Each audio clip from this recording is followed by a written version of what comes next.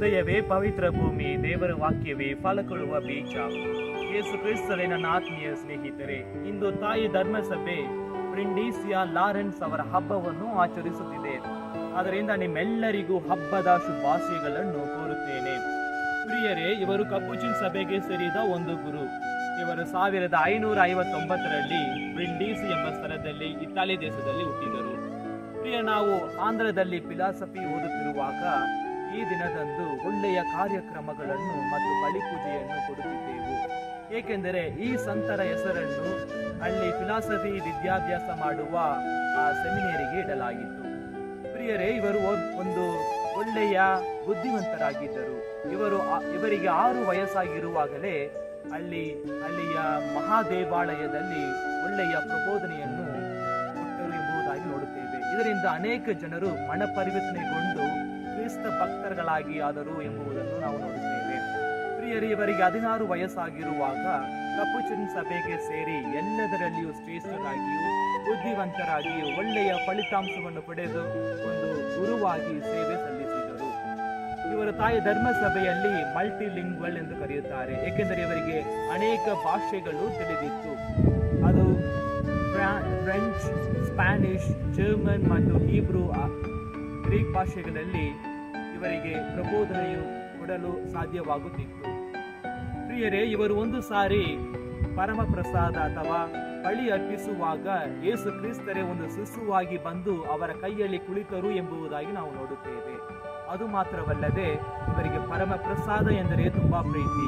ಏಕೆಂದರೆ ದಯಾಮಯ ದೇವರು ಸ್ವರ್ಗವನ್ನು ಭುವಿಯನ್ನು ಸೃಷ್ಟಿಸಿದ ದೇವರು ಸಾಧಾರಣವಾದ ಈ ರೊಟ್ಟಿಯಲ್ಲಿ ಬಂದು ನಮ್ಮ ಮಧ್ಯದಲ್ಲಿ ಜೀವಿಸುವುದನ್ನು ಕಂಡು ಅವರಿಗೆ ತುಂಬಾ ಆನಂದದಿಂದ ಕಣ್ಣೀರು ಸುರಿಸುವುದುಂಟು. ಪ್ರಿಯರೇ, ಇವರು 1619ರಲ್ಲಿ ನಿಧನರಾದರು. ತದನಂತರ 13ನೆಯ ಲಿಯೋರವರು ಇವರನ್ನು ಸಂತರನ್ನಾಗಿ ಮಾಡಿದರು.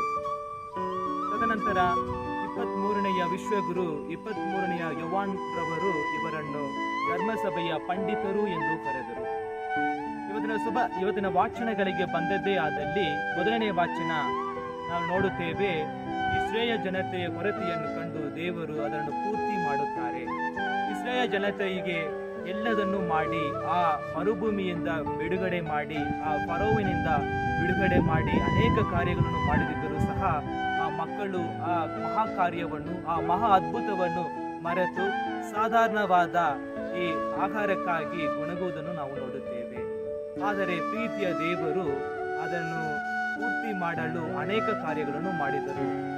ಅಷ್ಟೊಂದು ಮಹಾ ಕಾರ್ಯ ಮಾಡಿದ ದೇವರಿಗೆ ಈ ಸಣ್ಣ ಕಾರ್ಯ ಮಾಡಲು ಸಾಧ್ಯವಾಗುತ್ತಿತ್ತು. ಆದರೆ ಅವರು ವಿಶ್ವಾಸದಿಂದ ಕೇಳುತ್ತಿಲ್ಲ. ಆದರೆ ದೇವರು ಅವರನ್ನು ಪ್ರೀತಿಸುತ್ತಾ ಅವರಿಗೆ ಬೇಕಾದ ಎಲ್ಲ ಕಾರ್ಯಗಳನ್ನು ಮಾಡಿ ಅವರನ್ನು ಆಶೀರ್ವದಿಸುತ್ತಾರೆ ಎಂಬುದಾಗಿ ನಾವು ನೋಡುತ್ತೇವೆ. ಇವತ್ತಿನ ಶುಭ ಸಂದೇಶ ಮತ್ತಾಯನು ಬರೆದ ಶುಭ ಸಂದೇಶ ಅಧ್ಯಾಯ 13 ವಾಕ್ಯ 1ರಿಂದ 9 ತನಕ ನೋಡಬೇಕಾಗಿದ್ದರೆ ನಾವು ಯೇಸು ಸ್ವಾಮಿ ಒಂದು ನೀತಿ ಕಥೆಯನ್ನು ಹೇಳುವುದರ ಬಗ್ಗೆ ನಾವು ನೋಡುತ್ತೇವೆ.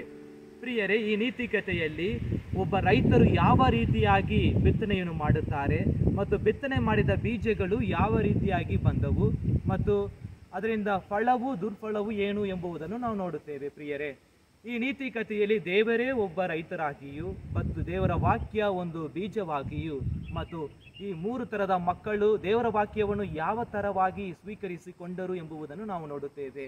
ಪ್ರಿಯರೇ, ಅವರಿಂದ ಒಳ್ಳೆಯ ಫಲ ಕೊಡಲು ಸಾಧ್ಯವಿಲ್ಲ.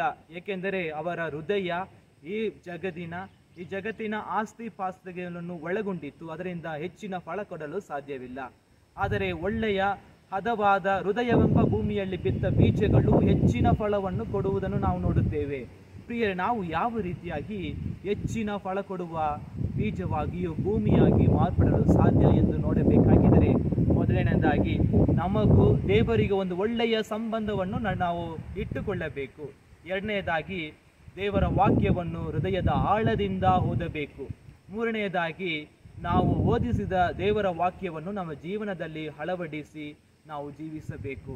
ಹೀಗಾಗಿ ಯಾವಾಗ ಈ 3 ಕಾರ್ಯಗಳನ್ನು ಮಾಡುತ್ತೇವೋ ಆವಾಗ ನಾವು ಒಂದು ಒಳ್ಳೆಯ ಬೀಜವಾಗಿಯೂ ಭೂಮಿಯಾಗಿ ಮಾರ್ಪಡಲು ಸಾಧ್ಯ.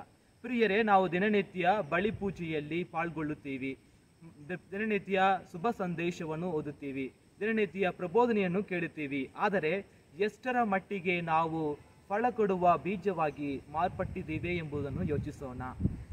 ಪ್ರಿಯರೇ, ದೇವರೇ ಒಂದು ಬಳಿ ವಸ್ತುವಾಗಿಯೂ ದಿನನಿತ್ಯ ನಮ್ಮ ಪ್ರಸಾದದಲ್ಲಿ ಬರುತ್ತಾರೆ. ಆದರೆ ಯಾವ ರೀತಿಯಲ್ಲಿ ಅವರನ್ನು ನಮ್ಮ ಮನದಲ್ಲಿ ಸ್ವೀಕರಿಸುತ್ತೇವೆ ಎಂಬುದನ್ನು ನೋಡೋಣ. ಪ್ರಿಯರೇ, ಅಂದು ಇಸ್ರಾಯೇಲ್ ಜನತರ ಮಧ್ಯದಲ್ಲಿ ವಾಸವಾಗಿದ್ದ ದೇವರು ಇಂದು ನಮ್ಮ ಮಧ್ಯದಲ್ಲಿಯೂ ವಾಸವಾಗಿದ್ದಾರೆ. ಅದರಿಂದ ಅವರಿಗೆ ಕೃತಜ್ಞತೆ ಸಲ್ಲಿಸೋಣ. ದೇವರು ನಮ್ಮೆಲ್ಲರನ್ನು ಆಶೀರ್ವದಿಸಲಿ. ಆಮೆನ್.